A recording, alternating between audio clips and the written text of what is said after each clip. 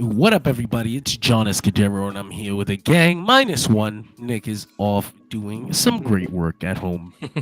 But yeah, man, introduce yourselves. Robbie, Caesar, in that order. Say what up to the people. What's up, Dirt Sheet Radio Nation? It's your boy Robbie here tonight. Back again for another wonderful Dynamite that we saw tonight, right after Wrestle Dream, and let's bring it to your boy down there, which is Caesar. How's it going, guys? Caesar here, as always, hanging out with these two fine gentlemen. And yes, minus one, as John was saying, he is out doing things, and we will hopefully see him next week. But right now, we're going to sit down and discuss the post-Wrestle Dream AEW Dynamite. Yeah, we probably gotta apologize to anybody who was looking forward to a Wrestle Dream rewind. I was in Washington for the event, That and jacket thus, is beautiful, He by was. the way. thank you very much. Thus I could not drive the ship, and there's nobody on the boat. So, but look forward to a Wrestle Dream review in full on this week's Dirt Sheet Radio, which will be me and Nick later on tonight. Ooh. But we're talking about AEW Dynamite tonight, the post Wrestle Dream episode of Dynamite. Fellas, how did you feel about it overall? Overall, I felt like it was another great hit here, another home run from Tony Khan. It was a very fun show, packed full of wrestling that we got. We got a lot to talk about here tonight, especially when it comes down to what's going to be happening in 2 weeks for Fright Night Dynamite, and everything that's be hopefully leading into Full Gear. I cannot wait to see what's going to happen. In all honesty, it was a good episode, I will say. There were moments where I had to almost, dare I say, rewind the episode live because there was so much going on. But all in all, a steady episode, I'd say, yeah. For sure. I thought that I felt a little bit of a we had news that Jimmy Jacobs was leaving the company and that he was essentially the head creative guy. As far as that goes, there's no real head creative person that isn't Tony Khan, but he was Tony Khan's right hand man. And I wanted to see if there was going to be any sort of change to the format of the show after the pay-per-view, because usually you book to the pay-per-view cycle and then you reset after the pay-per-view cycle is through. And I felt like tonight I did notice a bit of a difference, if only in just the way they did things. Just like if you noticed the first half hour of the show had a really interesting format. It was like John Moxley's cold video, and then Adam Cole's promo, and then Jericho and Mark Briscoe in studio promo, back to back. And I was like, wow, that's I wonder if that's just because it's the post pay-per-view show, or if we're gonna see more of that going forward, possibly just replacing that Adam Cole promo with a wrestling match instead. I don't suspect they'll do opening promos all the time, or at least they said they would. No. But let's talk about that main event first, as we like to do here. Christian Cage defeating Jay White thanks to double interference, I guess. Kip Sabian trying to run interference and Hangman being more successful at running interference and costing Jay White and hitting Jay White with a buckshot while Kip Sabian was fucking with the referee. So they're continuing that feud. Hangman versus Jay White, I thought was really good at the pay-per-view. I didn't expect to see a second one, but I wonder if that means Hangman, if there's gonna be like a stipulation or something attached to it. We'll see. There's gotta be. Possibly. Yeah. Robbie, what did you think of this match, possibly moving forward, the directions that we saw here? When it came down to the match itself, wonderful match. You had a wrestling legend in there in Christian Cage, Jay White. I believe they haven't faced each other that much. They had really good in-ring chemistry together. And when it comes down to the distractions, Kip Sabian, obviously, we know what's been happening with him and the patriarchy and them trying to join, which I do like the fact that they're trying to continue that story, get more Kip Sabian on TV. I figured they were going to keep going with Jay versus Adam, because I believe at the pay-per-view, Hangman actually did say that it wasn't over yet. I couldn't see that. And that was shortly thereafter he did the buckshot that got turned into the switchblade. That's when he said to the TV audience, "This is not over yet." So I love the fact too they're going to continue the fixations that he's had even when he had it with Swerve, now he's going to start fixating on Jay White. That is just wonderful for the character. I like the whole thing that he's starting to fixate on people that he loses to now, and it just blows him over overall. I can't wait to see more out of this. Caesar? Besides the obvious double interference and how it ended, I was surprised, shall we say, both teams didn't come back to the ring. Like I thought, because I know they got thrown out, but you still thought like maybe Mother Wayne would come back down and cause some other interference. But hey, she's trying to find her baby. This is the first time they've ever wrestled. It definitely is. I just looked it up. That's what I was thinking of too. Yeah, I figured like there's no way they wrestled before. I was trying to think like where else would they have crossed paths, but I definitely double checked, and it's definitely their first match. But yeah, Caesar, continue. Yeah. So I was saying, I was surprised they didn't come back to the ring. The match kept me going, or kept my interest the whole time, which was really cool to see when a match can keep everyone's attention. I was a little surprised the shenanigans weren't a little bit more turned up from Christian, because of his heelish tactics. But I'm also glad he didn't use those tactics. I'm glad it was actually a one-on-one. So kudos to both those guys for their very first on-screen in-ring match. So we'll see where it goes from here.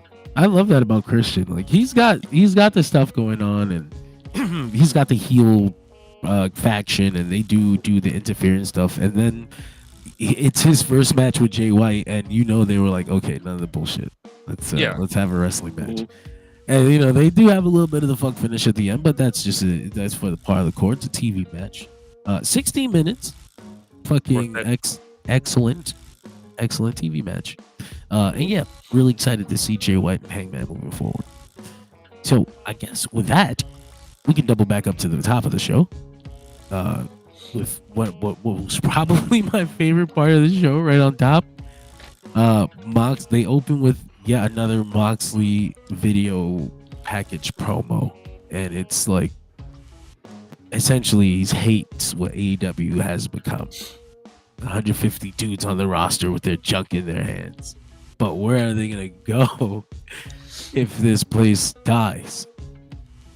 So he's going to do what he has to do to fix it, no matter what. And again, I swear, like this, I told you guys last week, these guys are the baby faces, man. You can't convince me. Yeah.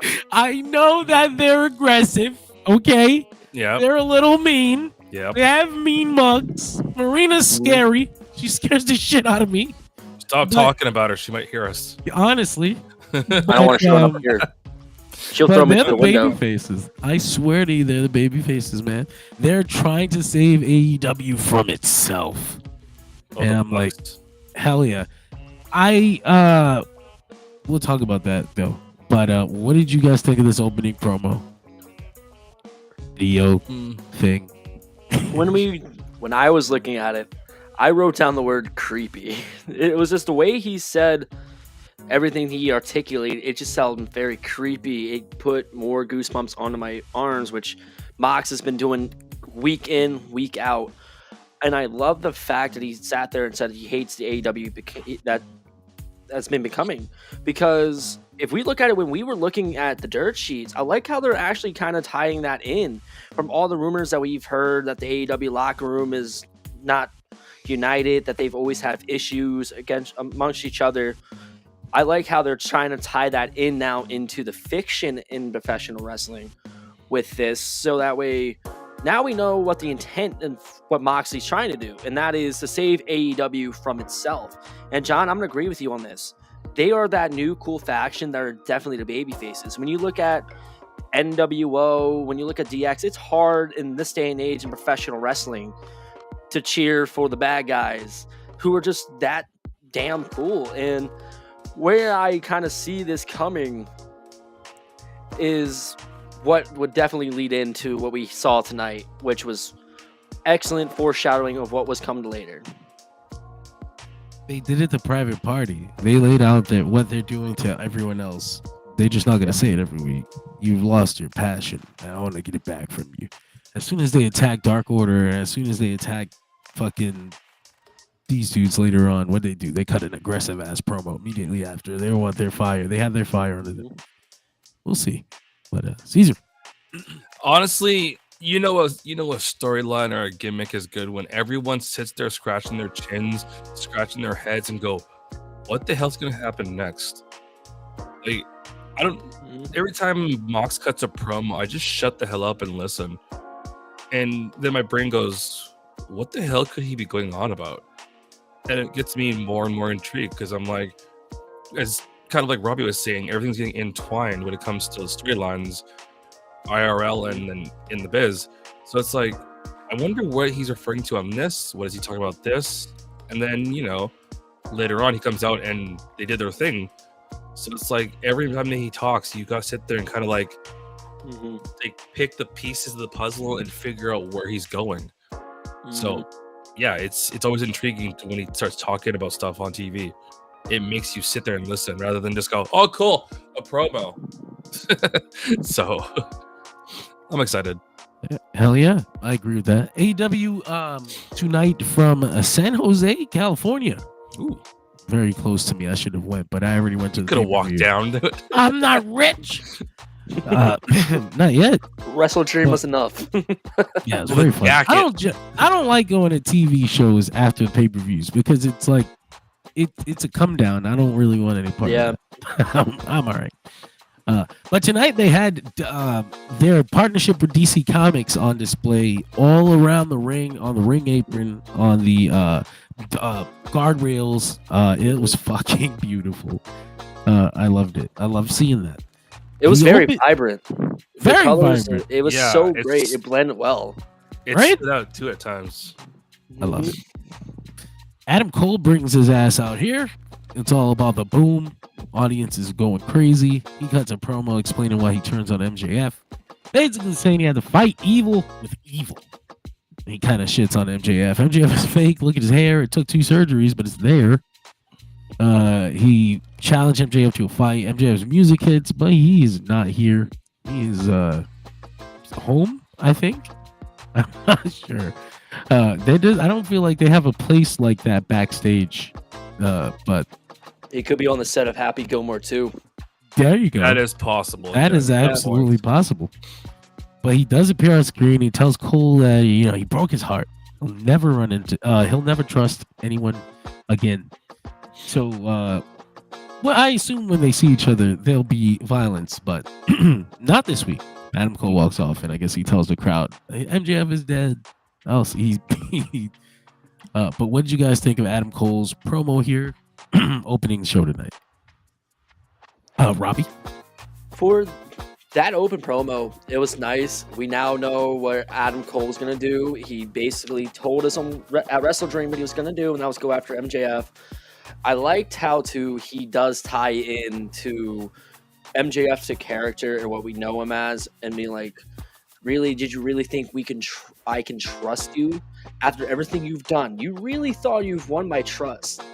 And I love the fact too he was trying to expose MJF for being a fake person for who he is, and trying to tie into how MJF might be in real life. We don't know if that's how MJF feels about the comments online or not, but who knows? But if it's true, that is a great job tying that into the storyline.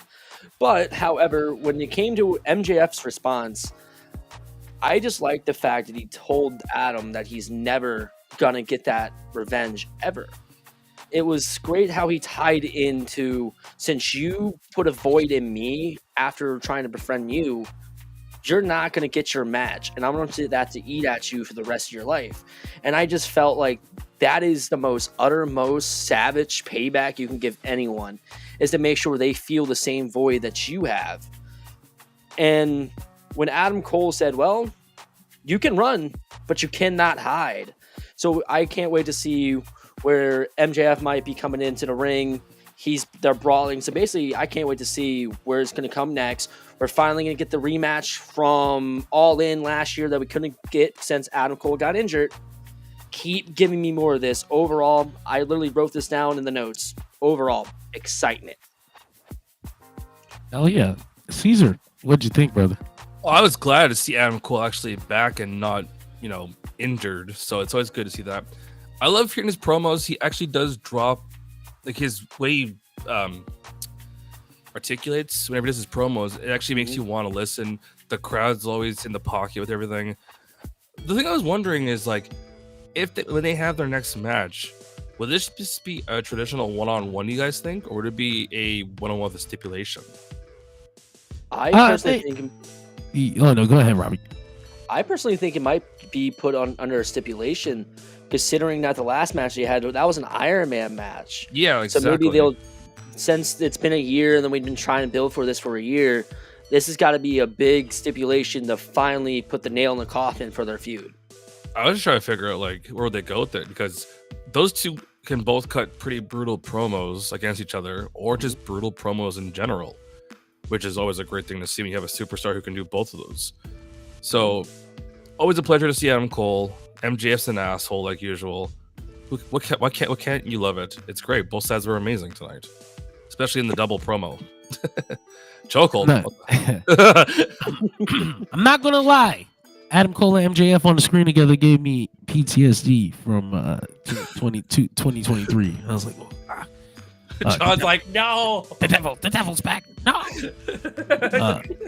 But I appreciate that they didn't just ignore the Adam Cole MJF thing. They went back to it. They're gonna pivot it. They're not just gonna throw it away. Yeah. Other places might have been. They might have had the urge to do that, but I appreciate them not doing that shit. It's a pivot, and I know some people are gonna be uncomfortable with that, and maybe it doesn't make sense. But it's like, fuck, what the fuck they were doing before didn't make sense. So this is gonna make better sense. They're gonna get back to the heart of it without any of the theatrics, any of the bullshit. And Roddy. I'm really gonna appreciate this better version of it going forward. But we followed that segment up with Chris Jericho saying that Mark Briscoe cheated to beat him. Oh my god. He had video footage. What are you gonna say? Like I'm like, well, fuck. He played a clip. Jericho came prepared. And Mark Briscoe grabs or Jericho said he wants to be 2-time champion, just like Jay. Very disrespectful. After he used the Jay Driller in the context that he's used it, and after he said the things that he said, very nasty man. Spit on him. So Mark Briscoe comes on the screen afterwards with Renee, and he is going to defend his brother's honor in the Briscoes traditional fucking ladder war. Not a ladder match. The Briscoe signature ladder war. This would make it ladder war 9. Mark Briscoe versus Chris Jericho. I know the difference in words might not mean a lot to a lot of people, but to ROH fans, longtime ROH fans, you remember the Briscoe brothers and American Wolves, the Briscoe brothers and Steen and Generico. You remember the Briscoe brothers in their ladder wars, man. Jay Briscoe won the world title in the ladder war. Okay, this is real shit. The ladder war is real Briscoe brothers shit. And I love that we're bringing this to television. We're gonna do Ladder War 9 in the lineage on WB television, fucking TBS. Excuse me, it is WB television, but I couldn't remember the fucking name of the channel for a second. But yeah, man, Robbie and Caesar, I guess you guys can keep going in that order, so I don't have to keep saying your names. Yeah, we'll work. Woo! Oh man, the truth is out. I cannot wait for this match. I know it's Jericho versus Briscoe again, but as soon as they said ladder war, I'm immediately in the chat. I'm like Mac in the comments right now. Ladder war. The Briscoes, every Ring of Honor fan knows this. The Briscoes made the ladder war for what it is today. For those of you who are new to AEW or even don't even know what the hell a ladder war is, learning. Think of a ladder match. Take the Briscoe style of wrestling and turn that up a little bit up to 100. A ladder war is more violent than a typical ladder match. Even more violent than a typical tables, ladders, and chairs match. Or in TNA's case, a Full Metal Mayhem match. Let's go. That Jericho had sat there and pull Jay Briscoe's mouth out again. And then I like how Mark Briscoe kind of carried himself on it, where he sat there and said, you know, Jericho, I wasn't going to give you this rematch, but the fact again is you put your brother's name in your mouth again. I'm going to have to do something about it. So for the fact that this is something we haven't seen in quite a while, I am happy about doing this match one more time. I just hope they keep doing more ladder wars in honor of Jay Briscoe, because the way I look at it, this is a great way to honor the legacy of what Jay Briscoe brought to the table inside of that square circle. I'm just a fan of the fact that we got more violence happening, in all honesty. I mean, yeah, matches are awesome, but when you get those matches that make you think how it's going to turn out, how it's going to go, those are always fun too, especially with that little bit of violence factor going on. Yeah, going forward with that match, I am actually going to be curious to see how far they're willing to go for a televised cable match versus like a pay-per-view. I'm sure they won't go like super hard and go crazy with the whole ladder war, but I'm thinking that, you know, the learning tree is going to get involved somehow, and same with the conglomeration. There's no way in hell they're going to stay out of it. But what can you do? That's the fun of factions. It is actually. This is the first ladder match since 2019, and a correction. Thank you, Matt. Holy shit, Jay won the match. Jay won the belt in a surprise Hammerstein regular pin over Kevin Steen. It's the unification ladder match against Adam Cole that he lost, where Adam Cole took his the custom belt that Jay had. Didn't this happen? Was this after the tweet? No. Was this after the tweet? It might have been. I think so too. Fuck, it was dark times. He got better, man. I swear he did. But yeah, that was that. So we follow that segment up with,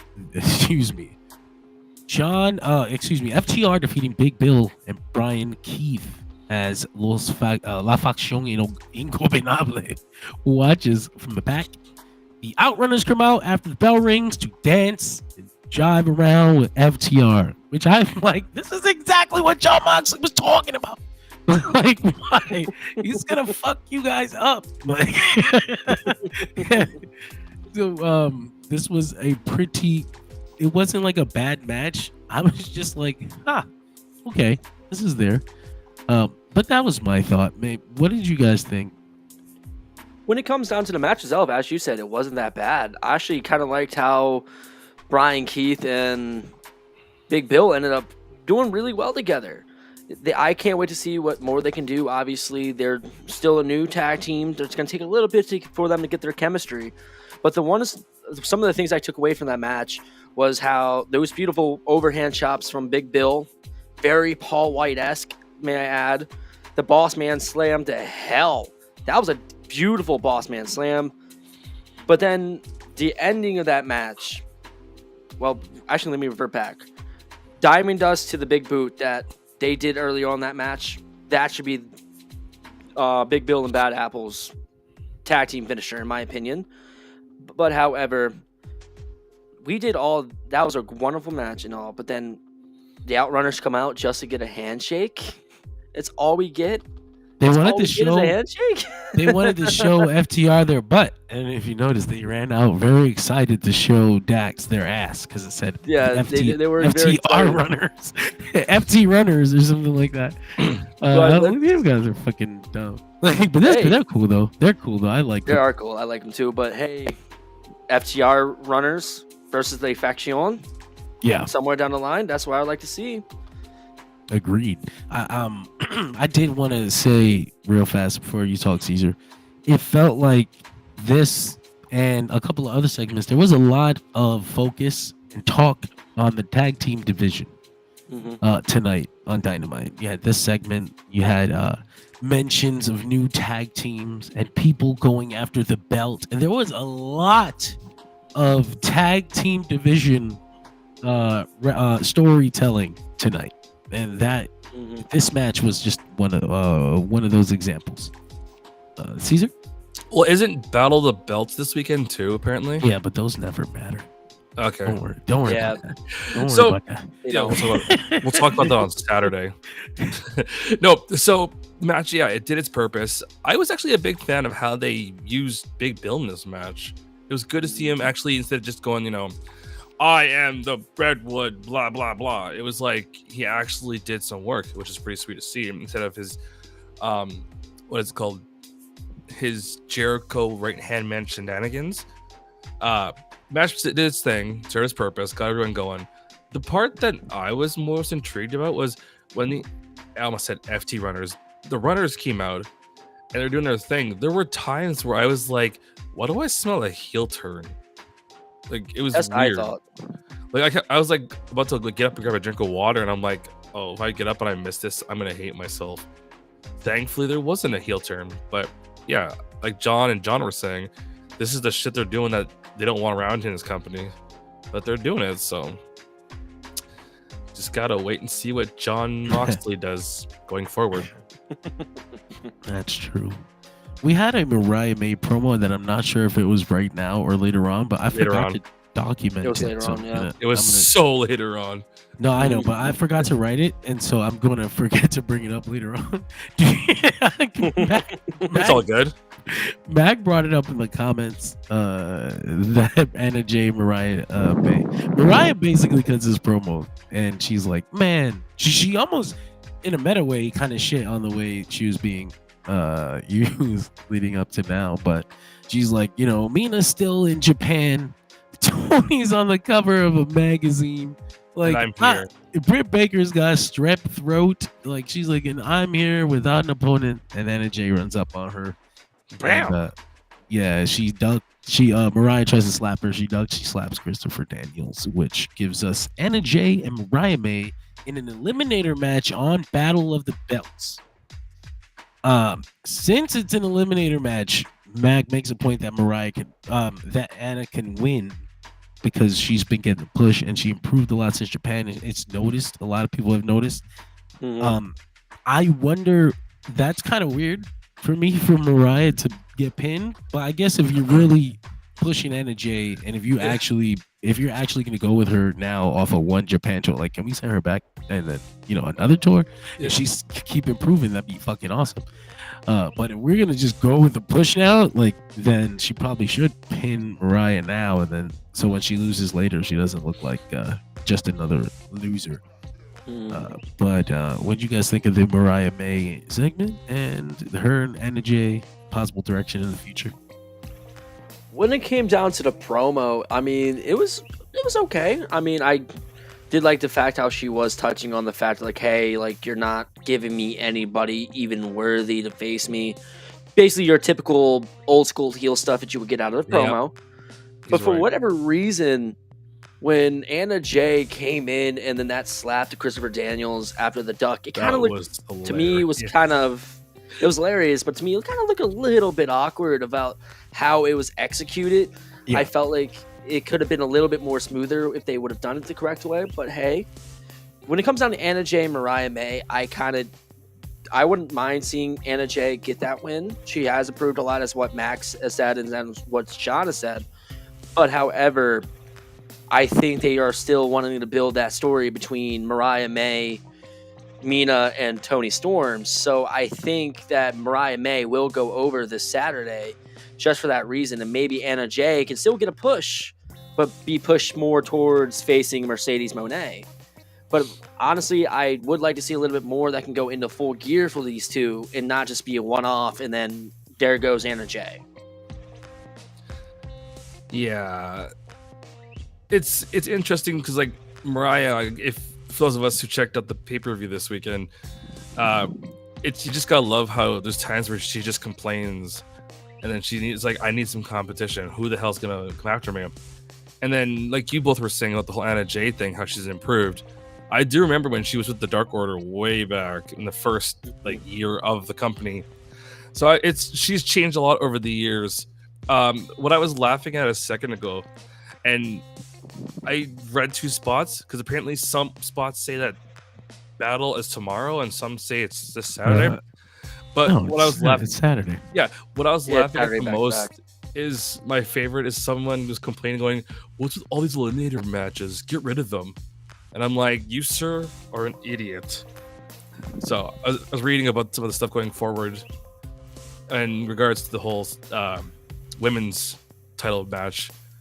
But yeah, it's gonna be interesting to see what's happening this Saturday. And I kind of agree with you guys. Let Anna get the pin on her this Saturday. When would the match be, I wonder? Dynamite, probably? Like the actual title match? I think it might be a Battle of the Belts, if I'm correct, for this Saturday. No, but I mean like the actual title match.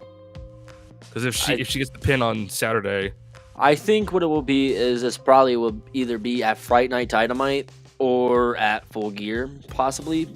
Who knows? I'm thinking after the way you guys talked about it, how Mac's talking about it. I think Fright Night. Oh my god, my brain completely crashed right there. Mm-hmm. Fright Night Dynamite would be the best place to pull the trigger on that match. Mm-hmm. So we'll see how it goes. I'm intrigued. Hell yeah! So we followed this with another. I'm stalling, but we followed this with a segment backstage. The Acclaimed are approached by MVP and Shelton Benjamin. MVP offers his services to the Acclaimed. Anthony Bowens flat out says no, but Max Caster keeps the card, and he kind of gives him a funny look. So we'll see where that goes. Now we had Mercedes Moné versus Queen Aminata. Fuck, I love Queen Aminata so much. Dude, she's putting in work. Holy hell. She always does. And tonight was no different. I was really interesting to see how, like I said, Mercedes has these better matches with better wrestlers. She's not carrying the bad wrestlers to good matches here in AEW. It's not happening. But the better the wrestler, the better the performance you're going to get out of Mercedes. And tonight was one of those nights. Hell yeah. Looks like she got rid of... It looks like she got rid of... I don't want to get too excited, but... She used a bank statement for the finish, and messed it up. Yes, it actually looked better. It looked like aggressive. Like it didn't look like a video game move. You know what I'm saying? It looked like I'm dragging this motherfucker down onto my knees, and I'm going to roll into the submission. It looked like a struggle. So I was like, this is fine. But again, I don't want to get my hopes up. But she used the bank statement and not the money maker. So can we keep the bank statement? I'm hoping. That's what I want the bank statement to stay. I'm really hoping. What did they called it? The money statement or something? They called it something awkward. It's the Monet. The Monet statement. Yeah, man. Monet, this was weird. Good. Like I want them to feud. Like I don't want this to be over. Like that was too fast. It was a taste. I need a pay-per-view version. John's like, do it. Do it. Make it longer. Did you hour? Did you guys have any thoughts? My thought was surprisingly, guys, this is a hot take here. This to me was Monet's best match in AEW. Queen Aminata has been so brilliant as of late. She's been putting in that work as we've been saying. The Queen needs to get a damn push. That match right there proves that she needs to get a bigger push. We need this rematch somewhere down the line. I want to see Aminata take over that AEW women's division. She's a star, for sure. Oh, yeah. There's no way in hell you can say anything that's counter to that. Honestly, I'm not. You guys know I'm such a fan of Mercedes, huge fan, and I can barely tolerate her at times. But this match wasn't too bad, actually. I mean, I was more there for like there we go, like the Queen Aminata moments, because like I don't know who said it to who, but someone gave the green light and was like, we're pushing her, and whoever did, high five, like seriously. Maybe before the year is over, she's got the TBS belt. Maybe she'll be the one that runs with it for the next few months. That'd be awesome. I don't know when, but I do think that whoever Mercedes loses to, they should probably make it a really big deal. Like not just a pay-per-view, but like a very extensive storytelling. Like you really want to take care with that. And you want it to feel like a big deal when it happens. So like I don't want Queen Aminata to just get booked at Full Gear now and just like win. I want it a few months. Yeah, they feel real good. But I'm down. So that was that. Ooh, actually, kind of a silly question. I'm gonna sound kind of like a blonde here when I say this. What's Aminata's finisher? Or am I just completely oblivious? She just beats the shit out of you. Did you hear Tony? You hear Tony Schiavone? He's gonna beat the shit out of her. Just beat the shit out of you. No, is it Oh my god. fuck, I don't remember. I haven't seen her It's win in a so long time. funny. That might be a Mac question. Because I know Mac's been watching a lot of Ring of Honor. Aminata's been at. No, I still love to hear Tony Schiavone or Excalibur yell that. She's going for the beat the shit out of her. Max says he really thought the Queen was gonna dethrone Athena. She probably should have, since Athena is just spinning her wheels. Thank you, Mac. If you know the finisher name, let us know down below. Or so any of we our now viewers. know. Anybody. But just what move is it? It's an Yeah. ass kicking. She curb stomps their face in. There you go. She just does kick them. She does. John's at Oh. ringside. Me next. No, we got Where's John? we got Private Party backstage, and they requested time to speak to the Young Bucks, and they just asked for another title shot. I was like, why did Is that you? how it works? Like, I don't think it works that way. works. But that was funny as hell. God. So they tell them no. But well, first they say, they admit they were wrong about what they said about Private Party before the match at the pay-per-view, and but that doesn't work for them, brother. No. As a matter of fact, you'll never get another one. Like, get out of here.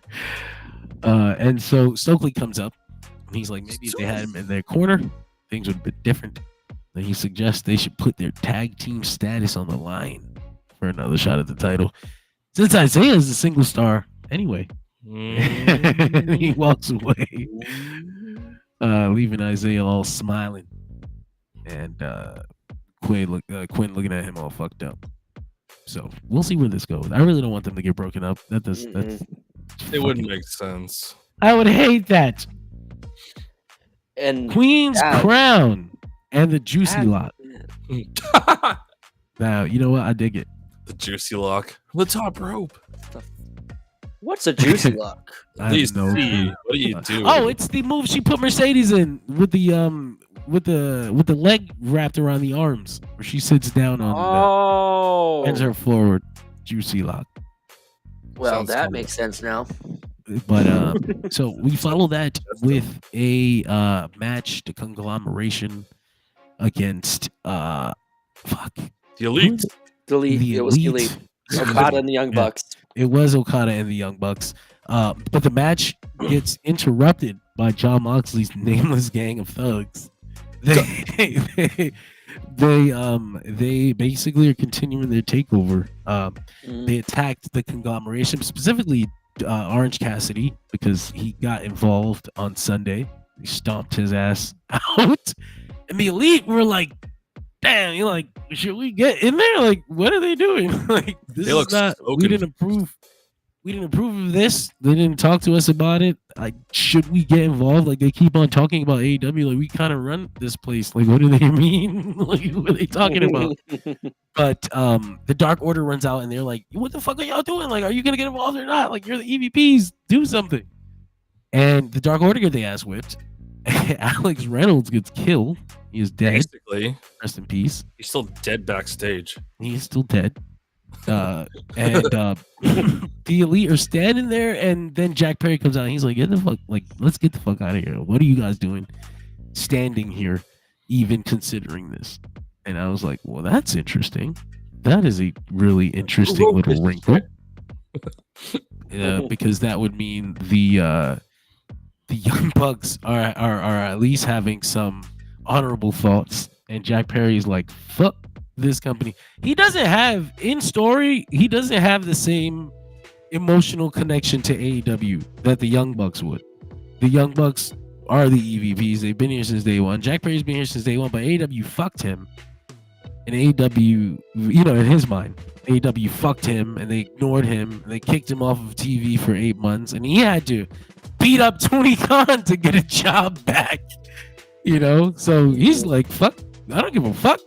And even early on in this Moxley story, the very first thing John Moxley did, this new version of him on television, walk through backstage, not confront the Elite, but they were standing at the entrance when he was about to get on stage. He walked up to Jack Perry and he said, "I don't care what they say. I think you're sweet. I think remember you're that. a sweet kid." I remember that. And then he walked up on out of there. So, and the Young Bucks were confused then too. Like, what The the voice fuck is going confused on? greatly. Interesting. I almost wonder if there would be a situation where Jack Perry would jump sides there, but we'll see. We'll see. It certainly wouldn't be like, it wouldn't be out of nowhere. It wouldn't not make sense. You know what I'm saying? It would be. He's got a lot of reason to feel like they feel, but we'll see. Hey, David, what up, man? Super late to the stream. That's all good. Glad you're here. We're only halfway through, my brother. But what'd you guys think of the match, the interruption, the post-match? Oh, actually, just to tie this all together, there was a follow-up segment backstage. Daniel Garcia's like, how the hell did y'all let this happen? And the Bucks don't have an answer for him. But Jack Perry, again, is the one who gets up in his face like, just shut this fucking conversation up. Like, what are you even saying? And then they walk off, and Nick Jackson says, in due time. So I'm not sure if that was in reference to Jack Perry finally getting his hands on Daniel Garcia and them having a one-on-one, or if that was an answer to Daniel Garcia's question. Probably in due time. We'll see in due time. But yeah, what did you guys think of all that shit together there? I'm going to sum it up with 3 words with what I'm going to say, and then I'm explaining it, and it is, I want more. The match itself, perfectly fine. Like, Rocky Romero brought it up tonight. Orange did great. The Bucks and Okada, Kyle O'Reilly had a tremendous match. Very awesome, up-paced trios match. But when we talk about the ending, the Young Bucks literally looked shitless for their life when they saw what Mox and the gang were able to do to the Dark Order and the conglomeration. It makes me theorize, too, a little bit of, like, maybe the Elite doesn't want to get involved because they feel like it is not their business, because the Elite are the end to them. They're better than the rest of them. So why should they help them out? They're the ones that are like, why should we do something about it? But I do see your point on maybe Jack Perry switching sides, which theoretically would actually kind of work. Especially with the scapegoat gimmick that he has now, Jack Perry wouldn't be trusting any with the Elite. And that is something that maybe down the line we'll see those little falters of what Jack Perry might do, theoretically. But otherwise, it was also with what Mox was able to cut on that promo, too. It was scary. The way he was sitting there saying, anybody that didn't like what we did to Danielson on Saturday, this is your punishment. This is what's going to happen to you. And it's just the cost of doing business. Everything that makes me want to say, hey, I want more, is what does this all mean?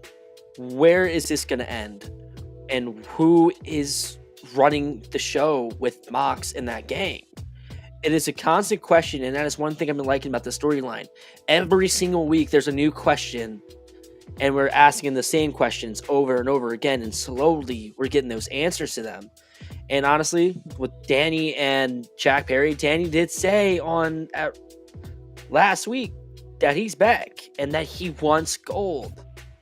Maybe he's eyeing Jack Perry right now as well, and that's why Jack Perry knows, hey, back the fuck off, buddy. This is none of your business. Back off.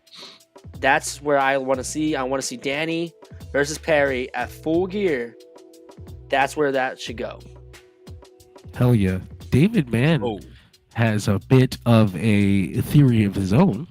He says what came to his brain tonight is that the new BCC are hired guns who were originally blackmailed by the Elite. That's actually pretty convoluted, my brother, but I'll follow you. He says, but ultimately they're taking orders from the actual mastermind, Shane McMahon. And we also did get the first tease that Kenny versus Jack Perry is on its way. at some point. The Young Bucks and Kenny and Okada wished happy birthday to Kenny Omega, and then they dumped a bucket of intestines onto a birthday cake because Kenny got his intestines taken out because he had the surgery for diverticulitis. But yeah, there was a lot of the Shane McMahon talk. Honestly, I wouldn't hate it. I wonder if it's not Shane McMahon at all. Because, I mean, as cool as it sounds, like, that's such a big shock thing. Like, I'll need some more story to explain how he fits into this very, very real story that they're telling. Maybe they'll be like, we needed money, you know, like, or we needed a vision of a McMahon. Oh, God, that sounds nasty. Didn't everyone come from WWE as well? All 5 members? Let's see. You got Claudio. Yes. Yeah, Claudio, Pac, Moxley. Everybody but Wheeler came from there you go. WWE. Thank God he broke that because I was like, oh, I don't want that to be the connection. I don't want it to be like another company, like, oh, we're from the other company, we're trying to change it. We're from the other guys. Because it's to now it's felt like in really interpersonal.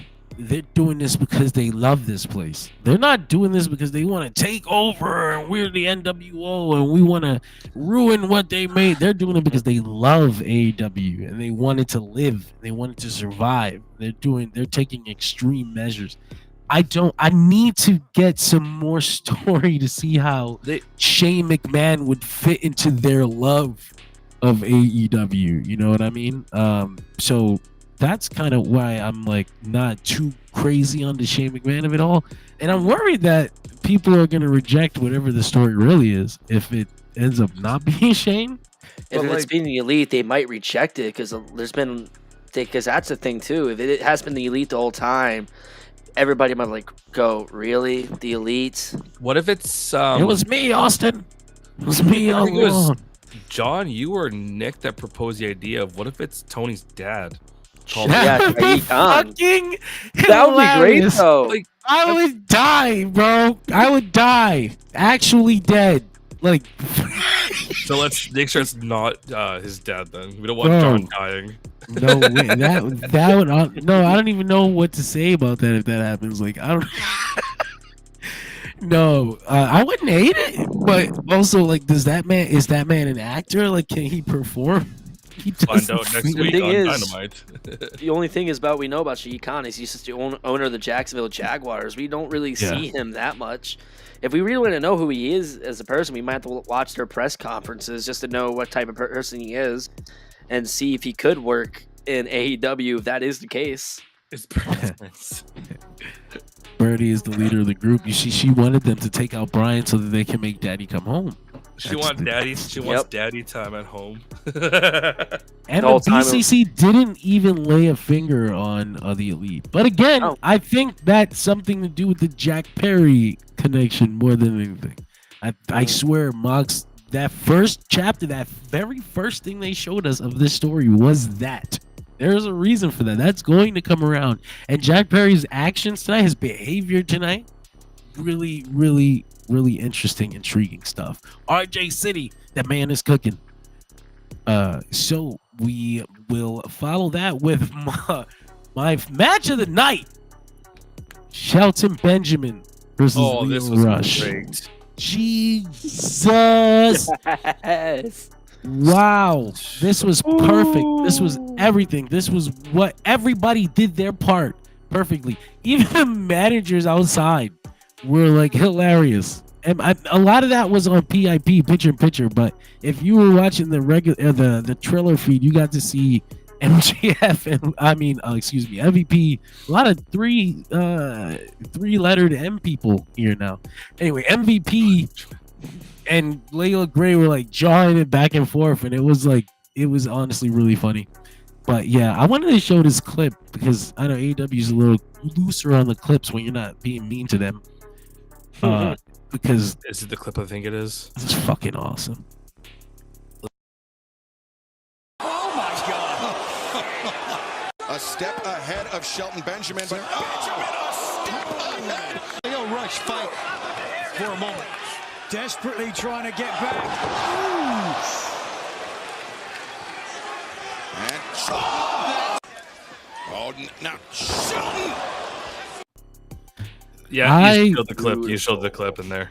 Max said Brock Benjamin. He's 260. Almost took off Leo's head. Bro, did he get bigger?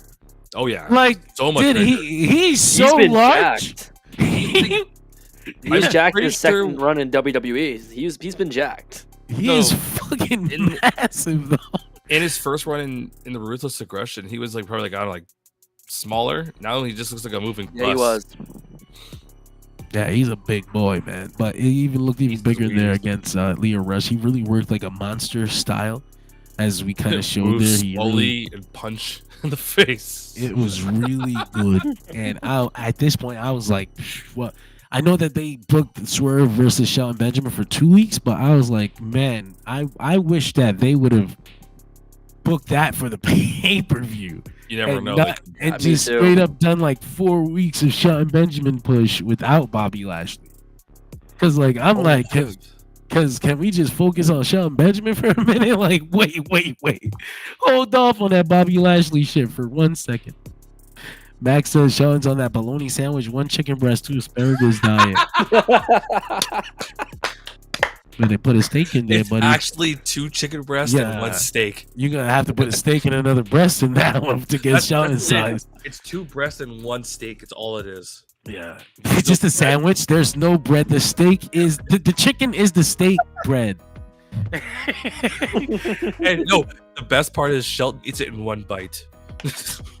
Will Hobbs, as a 4th member of the Her Syndicate, says Oh, David, man. dude, As cool as that sounds, I want to be careful with just booking any black dude into the Hurt Syndicate just because they're big and black. His MVP was like, yeah, he spoke out against that particularly once, and he was like, "I gotta stop fantasy booking every single black person into the Hurt Big. business. Like, Big. this is racist." So I want to be careful, but I also wouldn't hate Will Hobbs being associated with these men. But also, he may be redundant in a faction with Bobby Lashley, so I'm not sure. Yeah. You know, I don't know how that will work out, but yeah. So we follow that show match. He wins the match. MVP calls out Swerve Strickland. How's this Swerve's house if Hangman burnt his house down?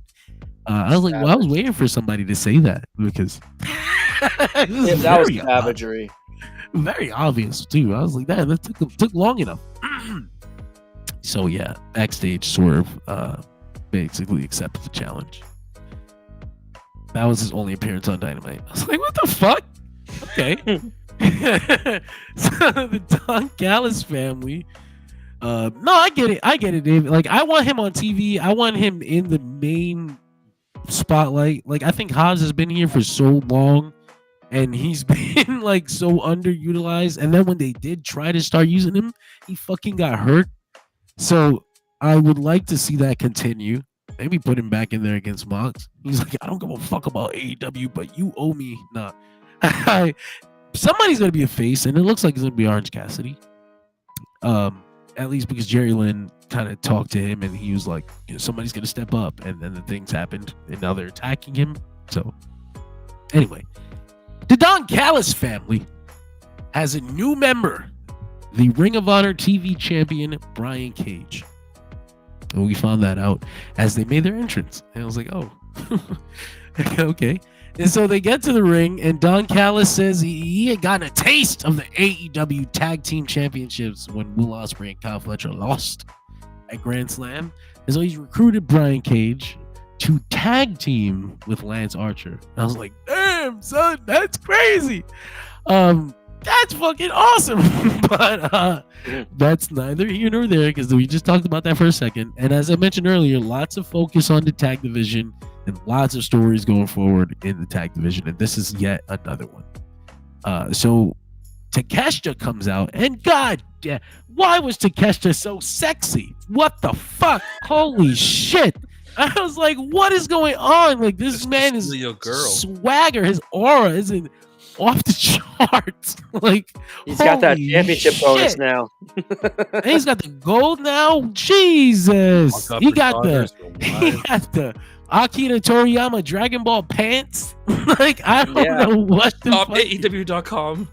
Bro, shit is fire. You need to sell those. You gotta sell those pants. I can wait. Can I look like Takeshita in those? I've got the hair already, so I'm good. No, I don't think you do, man. That hair was flowing, bro. No, I don't know. There was some shit going on. Like there was like natural wind flowing. It was He's got like that championship bonus now. He's got that extra now. He's making extra money. Takeshita just bought 2 houses for himself. Max says, if anybody can make the international championship feel important just by talking, it's Don Callis. You damn right, because we're gonna take it around the world. Like, They're just gonna right. bring it. That's it. They're just gonna bring it around the world. No matches. Takeshita comes on the mic and he says in Japanese first and then in English, if anybody wants this championship, they could come up to him and try to take it. Is it the first time we've heard Takeshita talk on AEW TV? No, he's spoken a couple times. It's just he doesn't speak as much because he's still trying to learn the English language. Oh.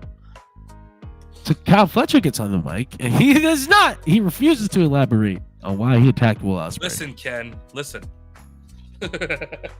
So this is the new Don Callis family, and I think they look fucking great. I haven't been this interested in the Don Callis family as a whole in a long time. Well, that's not true. I did. There were a couple times. But in a long time, Takeshita will be defending against Josh Alexander at Maple Leaf Pro Wrestling. Oh my god, that's right. I remember that. Thank you to Scott D'Amore for booking that one there too.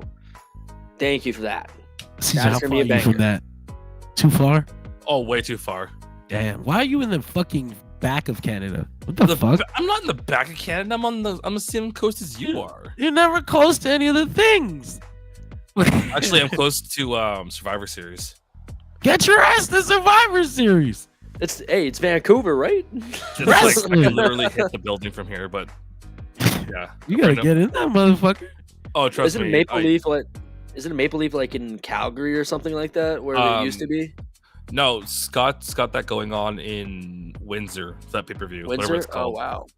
That's all the way like by the T-Dot in downtown Canada. To be technical about it. Nice. I didn't know that Canada collectively had a downtown because if that's like stereotyping on that one. They only have one road in all of Canada. So. But yeah, man. 35 Tim Hortons. What did you think of the Don Callis family and being new additions? Takeshita being sexy, Kyle Fletcher being mute. What did you guys have to think of this segment? Robbie. Takeshita. When it came down to Takeshita tonight. Why is he in the chair? Why is he in the chair? Max says Canada is America's hat. Listen, buddy. Oh no. Meet you in downtown Canada, buddy. Oh, is that a fucking thing? Do people say that? I've never heard that before. Right now. I love that. Nick, get in here. Nick, get in here now. He is busy. He's living his life. He's lying to us. But yeah, Robbie, what do you think, my friend? When it I'm gonna comes go get some water. You guys talk. Konosuke. What can I say about Konosuke? He definitely looks like he's championship material. I don't even need him to talk. Just let him walk in and stand there. That's it. Exactly. That sounds kind of rude, but like just let him walk into the room, hold the belt up. And that's it. Yeah, like I honestly agree with you on that. Like what's that? The John Morrison from like back in like the late 2000s. Walk out, stand there, camera slows down. That's it. That's all you got to do. And honestly, I do like the fact tonight that he did say something because obviously he's the new champion now. So obviously he wants to lay down some new challenges for everybody. But when we look at the new members, finally they're going to be using Lance Archer. Lance Archer has been a beast. He's a murder hog. There's a reason why they call him the murder hog. Yeah. I'm actually a big fan of Archer, so that knowing that they're going to use him and more of the light with Don Callis is going to be beneficial because I was honestly hoping they were going to do more with Archer with Jake the Snake Roberts. But however, Brian Cage. Hey, what's up? What the hell? Hey, Nick. What's up? John's hey, guys. excited. He finally showed up for work. No, what I was what I was gonna say is I don't know if you guys have been watching, but I've been keeping tabs on Archer across the ocean with the Suzuki group and Suzuki seeing him over there. There we go. Isn't it Suzuki and yeah. No, Nick's always been here, Mac. You just He's don't know got a it. gun. No, it's the Suzuki gun, and then X over here. What I was getting at is like, I think what Konosuke should have done was an extreme heel move, was cut the promo in Japanese and Don Callis terribly translated for the first promo. Because like we said before, Neek showed up, was like, the aura is stupid. It's redonk. Like Konosuke doesn't have to actually do anything right now. Just shows up, wields the belt, and leaves. Literally, just belt, bye, check, see ya. That's all you have to do. Seriously. But as I was saying on Brian Cage, they're finally using Brian Cage for something. We're using everyone, which is Like they're sweet. finally like the people that we've been wanting to see that's been there in AEW since day one. That's always got that back burner. They're starting to use that talent. And honestly, too, when it comes down to this new Don Callis family, this is obviously going to evolve more around Kyle Fletcher more than anybody. Because eventually we're going to get that Fletcher versus Ospreay match, and that is going to be off the chain, especially now that Fletcher was the one who put that screwdriver in the back of Will Ospreay's head at Wrestle Dream. I just loved how like normally if someone got hit with a screwdriver they'd be dead, but apparently with Blood shooting everywhere. With Fletcher's accuracy in that regard, he hit Ospreay, but Ospreay was just like, "Ow, my head," whereas normal people would be like, "Boof." On the ground. And yes, Neek is here. But have you ever knocked up against Ospreay's head? Do we know how hard it is? I've never knocked up anybody. We can't confirm yet. That's true. It's very funny. The hardening quirk, am I right? Yes, sir. Tetsu's here. And we're canceled. That quirk is very interesting because how does that work in other situations? Anyway, so time. Camera cuts to the back. John Moxley and his crew are still fighting the Dark Order and Top Flight. I want to imagine they've just been fighting for the last 20 minutes. They're still there fighting the whole time. Marina Shafir's got fucking. She's got Dante in some fucking lock that Roddy should really be angry about. But it was very strange. You know what? But she's the actual fucking martial artist. I'm not. Right. I just know what the fuck I'm looking at. For all I know, this is probably some secret fucking technique from fucking Tibet or some shit. You know, like There is Tetsu up in here. So they get in their truck and they leave the way they came. Everybody is safe now. And John fucking Silver chases these people on foot. And I want to imagine that he was going just as fast as the truck. They had to maneuver to get away from him. They couldn't just drive. There's a new episode of the Dark Order show on YouTube with him just chasing the truck still. Dare I say he was faster than Braun Breaker? Oh, absolutely. He was running like a ridiculous speed. That's a raw superstar. And he didn't have to bounce off a rope. No, absolutely. Does anyone else get reminiscent of when the NWO attacked at Universal, and then all of a sudden Randy Savage is sprinting after the limousine before he jumps on it? There's always someone sprinting. Yes. But what did you guys think of this final? Oh, we also had Evil Uno grabbing the mic and getting all passionate, and he's like, "BCC!" And I'm like, I don't think that's their name anymore, but all right. Yeah, I was wondering about that. It was a good promo, though, nonetheless. It was great. And he says he's fired up, and he's like, there's teams in AEW who want to make a change, but they want to do it the right way. And you're going to have to go through them first. So then he pushes the camera, and then it looks at fucking Dante. Is it Dante or Action Andretti? One of the four. Dante, because I love the way that Evil Uno just cut in this promo, and he just like smacks the camera over, and Dante catches it and stops it, so it's his turn now. I like how they did that. That was really cool. And Dante, he says essentially the same thing that Evil Uno says, except more pointed. He wants those trios belts this Saturday. And I thought there was something really subtle here with Moxley and them going after. I mean, it's not subtle if you know what the fuck it is, right? Because they went after Private Party, they went after fucking Dark Order, they went after Orange Cassidy, they've gone after Top Flight. These are all 2019, 2020, 2021 AEW acts that really should have been much bigger now. or at least have their arcs completed in the case of the Dark Order. A lot of originals and a lot of homegrowns. Yeah. Like I said earlier, I think they're attacking these people because they want this passion from them. I can see it. Saying that they said out loud they wanted for Private Party. They're not saying it out loud anymore. They just said, anybody who works for All Elite Wrestling, not just these fucking guys. If you signed your contract and you waved this flag, you were at war with these men. And here's one of the cool things too is it's like the enemy of my enemy is my friend, because if you've been keeping up on Ring of Honor, the Martins and Andretti have been feuding with Dark Order throughout this entire year. So being able to see these two groups from Ring of Honor that are now putting their differences aside to join up against this one integral force, I really dig. That's very cool. So, if you guys didn't have any particular specific thoughts, then that is all of AEW Dynamite. Wow. What? That's the show. Who showed up? Wow, this is the shortest show ever. What? Fuck you. No. Where's the kick button? Besides Ricochet interview. He did cut a promo. Yeah. That's right. He said he hasn't lost. He didn't lose that triple threat match. Unfinished business. And he hasn't lost in AEW yet. So he said this Saturday, anybody he wants to fight. And that now is AEW Dynamite. Woo! We did it, guys. Good job. All of us. In a nutshell, without Nick. He never showed up for work. It's time I've been for driving around all day. Jobber of the Night, powered by It's Neek. comicbookclick.com. Hey Neek, who's your jobber? I guess it's myself.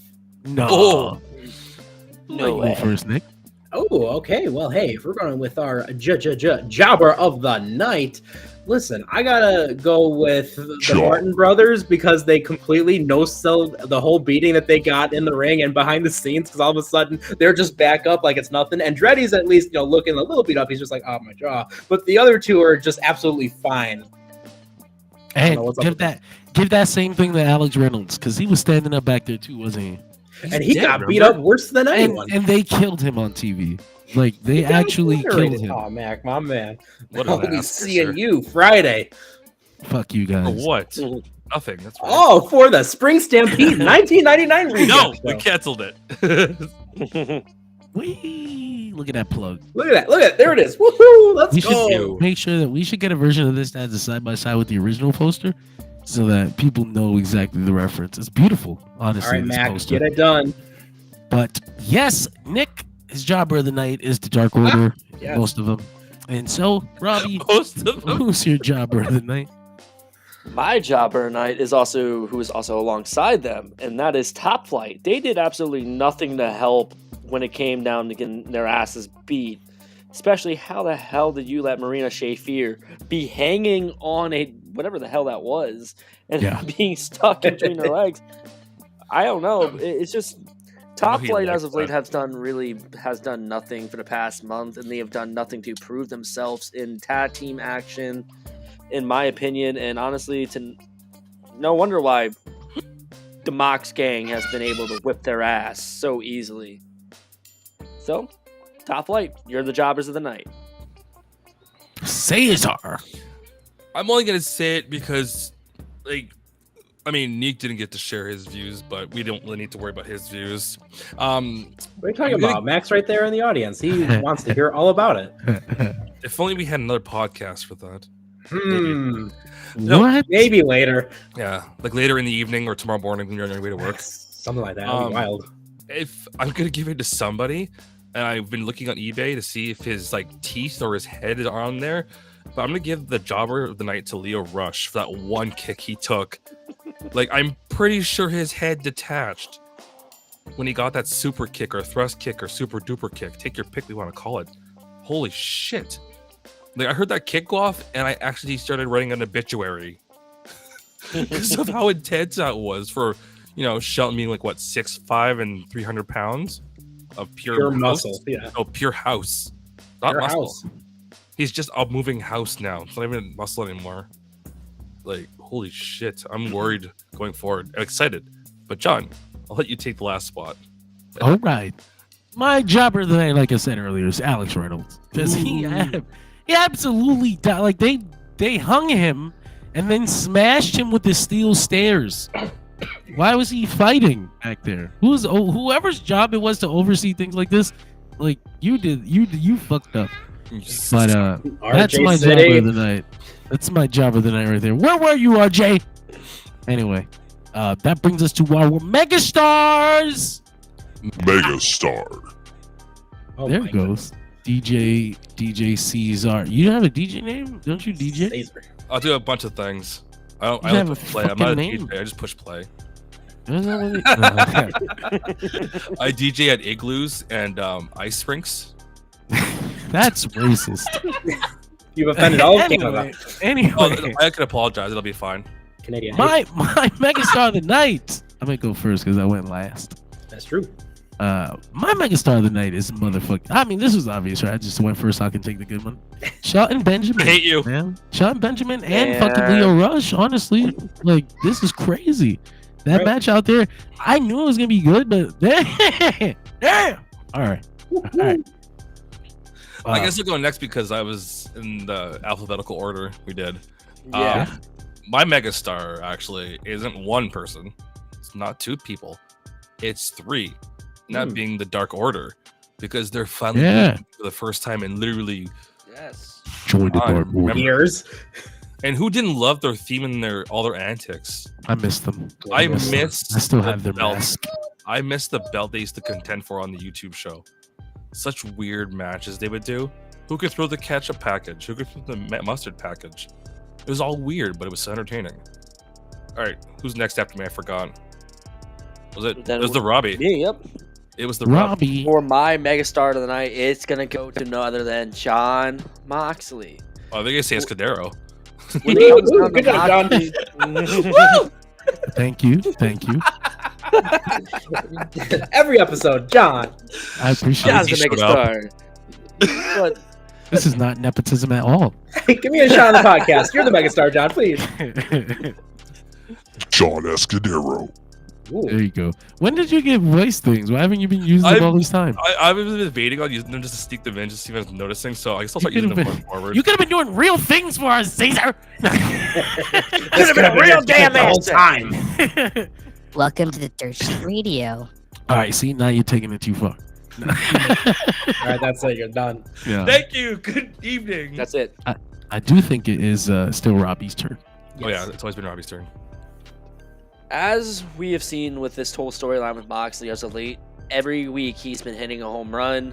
As what Caesar was saying earlier, sometimes we just gotta shut up and listen when Moxley is on. The promo cutting that he said tonight about what was going to be going on that would later hint on a later. The thing that stuck out of my mind that what Moxley said tonight was, this is just a cost of business. The way Moxley has been just putting it on the mic, displaying why he's now AEW World Heavyweight Champion, the man that took out Bryan Danielson. How can he not be a megastar of the night? He's doing brilliant.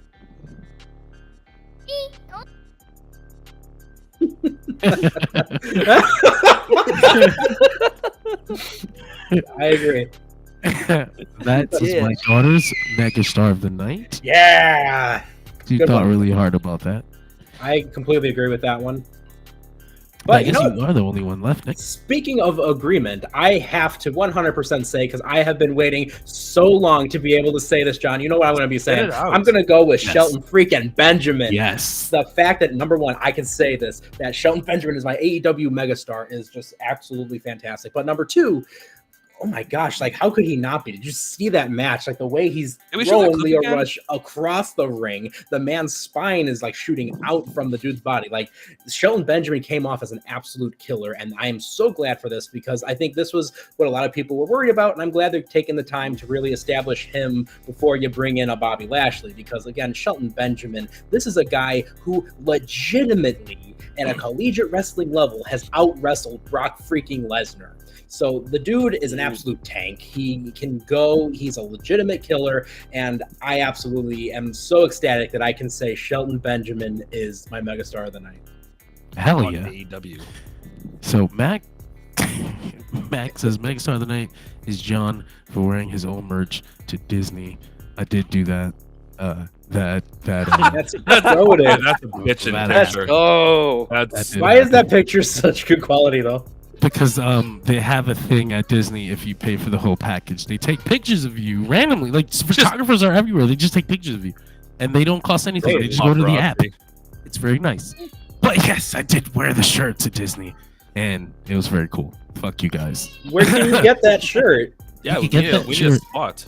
Where's the- T Public Dershi Radio, I think. If you look it my up, God, that's yeah. the.